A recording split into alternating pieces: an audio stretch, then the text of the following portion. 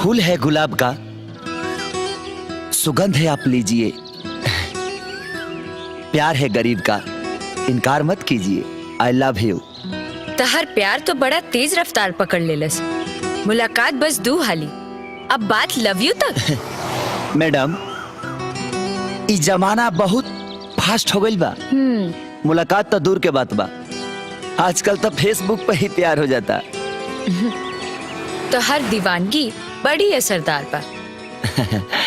तक्का ली कबूल ई फूल ना, इहा ना। तब कहाँ?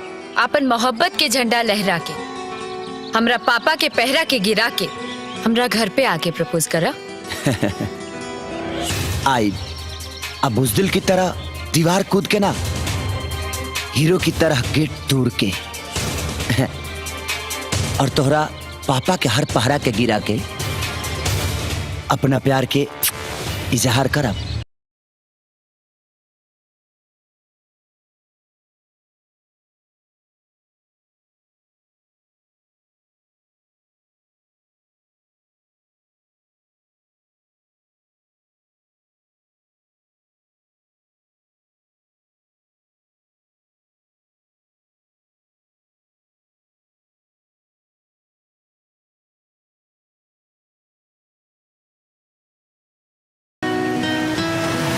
मुआ।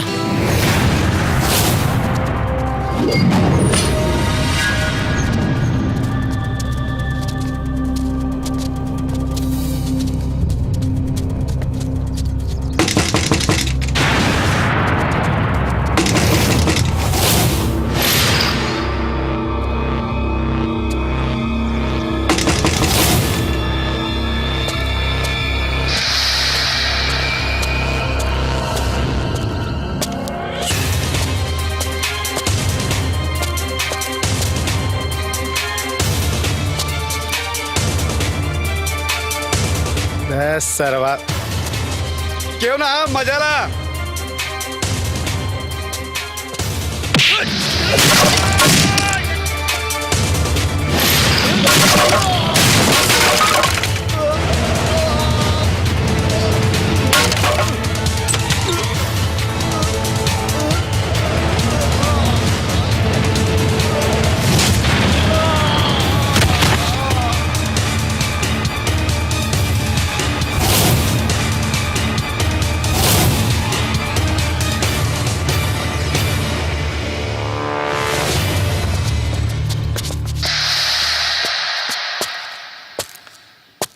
क्या हुआ रे?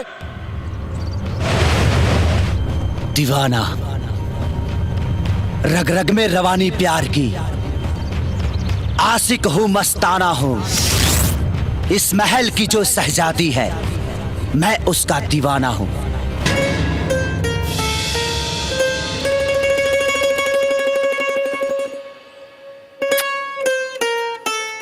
सुन, ये गुलाब जब तक ले हो गुलाब के चूमी ना, तब तक ले दीवाना यहां से घूमी ना। ये गुलाब हमरा दीवानगी के शान हा। अगर तोहनी के माई दूध पियले बड़ी ना, ते गुलाब के टच करके दिखाओ सा, हमें जी से रिटर्न चल जाए।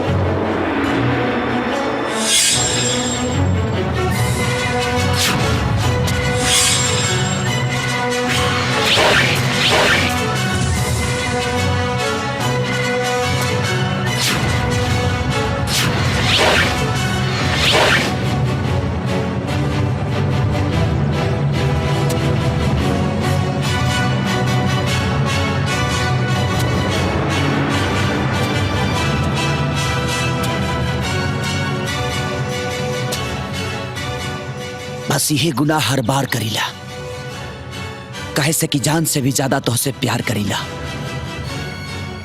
हर रिश्ता के निभावे वाला एक ही नाम, राम।